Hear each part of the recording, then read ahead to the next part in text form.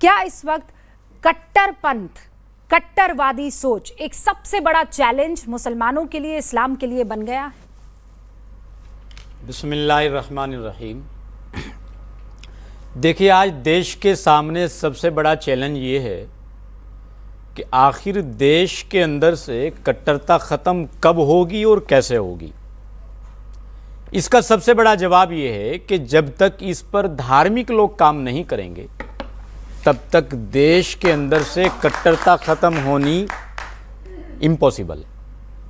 उदाहरण के तौर पर, जब तक यहाँ का मुसलमान प्यारे आका अलैहिस्सलातु वस्सलाम के बताए हुए रास्ते को छोड़कर, उनके नक्शे कदम को छोड़कर यहाँ के तथाकथित मुल्लाओं के इस्लाम को अपनाता रहेगा, जब तक यहाँ के हिंदू को यहाँ का मुसलमान काफिर मानता रहेगा और ये मानता रहेगा कि इस दुनिया को सिर्फ और सिर्फ मुसलमान के लिए बनाया गया है, हिंदू को इस धरती पर रहने का कोई अधिकार नहीं है, तब तक देश के अंदर से कट्टरता खत्म नहीं हो सकती। क्योंकि इस्लाम ने साफ संदेश देकर बताया है। कुरान कहता है आपका दीन अलग हो सकता है, हमारा दीन अलग हो सकता है। लकुम दीनुकुम वलिय दीन, आपका दीन आपके लिए, हमारा दीन अलग हमारे लिए। लेकिन हमारे दीन अलग होने का मतलब ये बिल्कुल नहीं हो सकता कि हम आपके दीन को बुरा कहें। कुरान ने साफ तौर पर यह भी कहा है कि ऐ मुसलमानों, किसी के माबूद को बुरा मत कहो, ये जानते हुए भी अगर आपको यह भी लगता है कि उसका माबूद झूठा है तब भी उसको बुरा मत कहो। क्यों? क्योंकि जिस माबूद को तुम सच्चा मानते हो फिर वो तुम्हारे सच्चे माबूद को बुरा कहेगा। तो इस्लाम ने, कुरान ने टकराव को बिल्कुल पसंद नहीं किया। आज मुसलमान जिस रास्ते पर चल रहा है, कारी साहब, इतनी प्यारी प्यारी बातें आप कर रहे हैं और ऐसी बातें कि हर दूसरी लाइन पर तालियां बज रही हैं, लेकिन फिर इसी समाज में आपको वो कट्टर मौलाना भी दिखाई देते हैं जो भरी सभा में ये कहते हुए नजर आते हैं, अलीमुद्दीन साहब, कि शरिया ऊपर है और अगर हमने फलां कोर्ट को मान लिया, उनकी बात को मान लिया तो हम पर थू है। तो फिर क्या किया जाए? और फिर उसके बचाव में लंबी चौड़ी फहरिस्त आ जाती है लोगों की जो बचाव करते हुए नजर आते हैं कि क्यों शंकराचार्य ने नहीं कहा था, क्यों फला ने नहीं कहा था, क्यों फला जो पंडित है वो नहीं कह रहा था। आप इसको हाइफनेट करने लग जाते हैं। फिर ये सोच बिल्कुल गलत है। बहुत से लोग लिबादा ओढ़कर इस्लाम का, सूरतें बना के इस्लाम को बदनाम करते हैं। 1450 साल पहले नबी आखिरी ज़मा हज़रत मोहम्मद सल्लल्लाहु अलैहि वसल्लम आए, उन्होंने पैगाम दिया मोहब्बत का। आज 1450 साल से मोहब्बत का पैगाम मुसलमानों के दिल में अमल करते हैं। जो अमल नहीं करते वो मुसलमान कहलाने के लायक नहीं है। यह इस्लाम की तालीम। और इस्लाम के अंदर किसी भी, आप बता दीजिए, 1450 साल के अंदर किसी मौलाना ने, किसी काजी ने, किसी मुफ्ती ने इस गैर मुस्लिमों के बारे में कोई फतवा दिया हो पूरी दुनिया में, उसका एक उदाहरण दे दीजिए आप। कोई आग लगाई हो, कोई फिसाद किया हो, फतवा देने की जरूरत नहीं होती है। मैं बता रहा हूँ, आपसे अर्ज कर रहा हूँ। रुबिका जी, मुझे सुन लीजिए आप 2 मिनट के लिए। आप ये जब कह देते हैं कि मेरा खुदा सबसे ऊपर और बाकी जो मानते हैं वो काफिर, खुदा सबका है, बात वहीं खत्म हो जाती है। रब्बुल आलमीन है वो, बात वहीं खत्म हो जाती है। रब्बुल मुस्लिमीन नहीं है, रब्बुल आलमीन है। वो काफिरों का भी है, वो यहूदियों का भी है, वो हिंदुओं का भी है, फिर आपने कह दिया काफिरों का भी है, वो ईसाइयों का भी है। कौन काफिर? आप जो काफिर की व्याख्या करती हैं, क्या है काफिर? वो हिंदुओं से नहीं है। जो ईश्वर को ना माने, जो खुदा को ना माने, सब मानते हैं खुदा को, सब ईश्वर को मानते हैं। ये हम गलत रविश लेके चल रहा है डिबेट की। हम लोग जो प्रतिष्ठित करते हैं ऊपर वाले की, कोई जो कहता है कोई वो है खला में एक चीज घूमती है, ये बातें कहने में बड़ी अच्छी लगती है, पर पूरी दुनिया में हम देख रहे हैं ना, नारा तकबीर अल्लाहू अकबर कहकर फट जाते हैं लोग। कौन फट जाता है? अरे आतंकवादी फट रहे हैं कि नहीं फट रहे हैं? हमारे हिंदुस्तान आजाद नारे तकबीर अल्लाह अकबर और अरे इनकलाब अभी से आजाद दिल्ली हुआ है। में, अभी दिल्ली और में आवाज पढ़ा हुआ लिखा है। डॉक्टर, जय हिंद के नारे से पढ़ा हुआ लिखा है। डॉक्टर अलीमुद्दीन साहब ये कौन? कह रहा है कि मार्टरडम कहलाता है अगर आप फट जाओ, बम बांधकर अगर आप फट जाओ तो देखिए, इसे जो है आप शहादत का रेशे की दर्जा बात दिया मत गया कीजिए। इस्लाम में।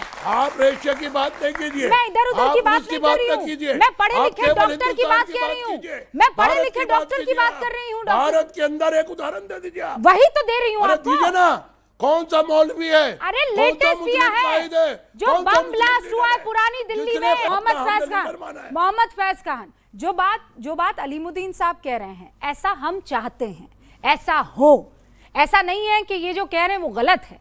वो और जो वो कह रहे हैं वो जो बम बांध कर फट जाता है वो मुसलमान नहीं है, लेकिन उसका नाम मुसलमान, वो जो अहद ले रहा है वो इस्लाम से जुड़ी हुई, वो जिसके एवज में ये काम कर रहा है वो इस्लाम का है, और ऐसे में हम आंख बंद करके कह दे नहीं नहीं नहीं नहीं वो सामने से बिल्ली नहीं आ रही है। बिस्मिल्लाहिर्रहमानिर्रहीम रब्बिश रहली सदरी व यस्सिर ली अमरी वहलुल उक़दतम मिन लिसानी यफ़क़हू क़ौली। बिरादरान हिंद, अस्सलाम वालेकुम रहमतुल्लाहि व बरकातहू। भारत माता की जय, वंदे मातरम। आदरणीय रूबिका जी, सबसे पहले मैं आपको विशेष सलाम पेश करना चाहूँगा। उसका कारण ये है कि एक मीडिया पर्सनालिटी से अलग मैं आपको हिंदुस्तान की एक मुस्लिम लड़की के तौर पर देख रहा हूँ, और आप जिस तरीके से कट्टरपंथ के खिलाफ खड़ी हैं, मुखर होकर बोलती हैं, हमारी हिम्मत बढ़ती है। हमको लगता है कहीं हम अकेले तो नहीं है, पर आपको देखकर रियली मेरी हिम्मत बहुत बढ़ती है, हम सब उग्रवादियों की हिम्मत बहुत बढ़ती है। अब असदी साहब ने जो बात कही, कट्टरपंथ का जो कारण है ना, स्वीकार्यता की कमी है। ये स्वीकार ही नहीं रहे हमारे अंदर बीमारी है। बीमारी स्वीकारोगे तब डॉक्टर इलाज करेगा। इस्लाम हर समस्या के समाधान का नाम है, लेकिन ये हर समाधान में समस्या खोज लेते हैं। मैं मुस्लिम हूं, मुझे पता है इस्लाम बहुत फ्लेक्सिबल है। आप 3 दिन से भूखे हैं, मरने की स्थिति आ गई, आप खिंजीर का भी गोश्त खा सकते हैं, इजाजत दे रहा है, लचीला है, समस्या का समाधान बता रहा है। लेकिन कट्टरता का कारण मूल क्या होता है? ये कट्टरपंथी मौलाना जो 72 हूर का लालच दे देते हैं, गलत अपब्रिंगिंग, ऐसे माता पिता जो नफरत के विचार बच्चों में डाल देते हैं। भारत के संदर्भ में हम बताएं तो कांग्रेस और समाजवादी जैसी पार्टी जो कि तुष्टीकरण की राजनीति को बल देती है, और ऐसे मौलाना जो आज भी कह रहे हैं कि भारत का संविधान नहीं चाहिए, भारत का लोकतंत्र नहीं चाहिए, हमको शरिया चाहिए। एक मौलाना भी आया ना, जाकिर नालायक का छोटा रिचार्ज आया है, लोकतंत्र नहीं चाहिए, भारत का संविधान नहीं चाहिए, हमको शरिया चाहिए। यानी कि फिर इस्लाम ने एक समाधान बताया था कि जिस देश में रहो वहां के कानून का पालन करो। उसने फिर समस्या बता दी कि हमको शरिया चाहिए। जी भाई, आप लोगों के लिए पाकिस्तान बनाया गया था, दुर्नाय करते हैं। कट्टरपंथ का कारण मैं आपको बताता हूं। क्या आप ओके एक सेकंड, क्या आप मुमताज भाई इस चीज का इस वक्त खड़े रहकर इसे एंडोर्स करेंगे कि जो नदवी साहब ने कहा है वहां पर खड़े होकर कि हम में खोट इस बात की है कि हमने यहाँ के आइन को उस तरीके से मान लिया, आइन से ऊपर शरिया को मानना चाहिए था तो चीजें ठीक होती। बहुत बहुत शुक्रिया रुबिका लियाकत जी। मैं उनका तर्जुमान नहीं हूँ, और जिस तरह से उन्होंने पेश किया मैंने तो पूरा सुना भी नहीं कि उन्होंने क्यों तो ये तो कह आपकी दिया गलती शरीयत है। जो है, ये मैं सुनता ही नहीं। अभी इस कोई तरह की शंकराचार्य बातें। बोल देते तो आप 5 बार सुनते। नहीं, मैं क्या कह रहा हूँ सुन लीजिए कि हम जब एक बात कहते आए हैं कि हमारे लिए संविधान बहुत इम्पॉर्टेंट है, और यही वो संविधान है, आइन है कि जो हमें शरीयत पर चलने की और शरीयत की आज़ादी की इजाज़त देता है। आर्टिकल 25 का हवाला हम कब देते हैं? जब हम ये कहते हैं कि हमें मजहबी आज़ादी है, तो उनसे पूछा जाए कि जब हम ये कहते हैं कि हमें मजहबी आज़ादी मिली है तो किसके ज़रिए मिली है? इसी आइन के ज़रिए ना। तो इसलिए जो लोग बकवास करते हैं, देखिए मैं उनकी तो हिमायत करता नहीं हूँ, लेकिन आपने अभी कह दिया किसी ने कि साहब अभी वो आ जाएंगे लेकर के। हाँ, जब आप लोग ये भूल जाते हो कि हमने मिल करके हिंदुस्तान की लड़ाई लड़ी। आप बार बार अभी फैज़ साहब ने कह दिया कि पाकिस्तान बन गया था, तो भैया पाकिस्तान जो है वो आपने देखा नहीं किस तरह से, वहाँ भी हिंदू रह गए थे, यहाँ भी मुसलमान रह गए थे।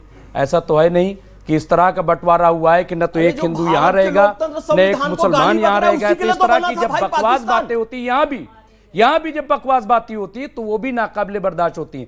जब आज की तारीख में ये कहा जाता है कि 1000 साल से हम गुलाम थे, हाँ, और अब हमें आज़ादी मिली, जागृत हो रहे हैं, हिंदू राज बनेगा और जिसको चाहे लिंच कर दो, तो सवाल उनसे भी होना चाहिए, क्या उनसे नहीं होना तो चाहिए? वो तो होता है ना, कहां ऐसा सवाल क्यों होता है? बोल नहीं रहे हैं? होता है। और आप सुनिए रूबिका लियाकत जी, एक मिनट सुनिए मुमताज भाई, जब आप धीरेन्द्र शास्त्री मान हिंदू लीजिए राष्ट्र की यात्रा निकालते हैं, मैं कह रही तो हूं, आप लोग कहते हो कि जागृत हो रहे हैं। मुमताज क्यों जी, आप रोकती हैं? मुमताज जी आप रोकती रुकिए। हैं? आपने मेरे डिबेट्स देखे नहीं है, इसका मतलब you have no idea about my debates. मैं किसी भी कट्टरपंथ के साथ कभी खड़ी नहीं रहती हूँ, वो कहीं का बड़ा मौलवी हो या कहीं का बड़ा पंडित हो। आप मुझे जानते नहीं है मुमताज भाई, एक सेकंड रुकिए। यहाँ आप आरोपित कर देंगे आरएसएस को, यहाँ आप आरोप लगा देंगे विश्व हिंदू परिषद पर, यहाँ आप आरोप लगा देंगे बजरंग दल पर। अब मुझे बताइए बजरंग दल ऑस्ट्रेलिया में क्या कर रहा था? मुझे ये बताइए सीरिया में आरएसएस क्या कर रहा था?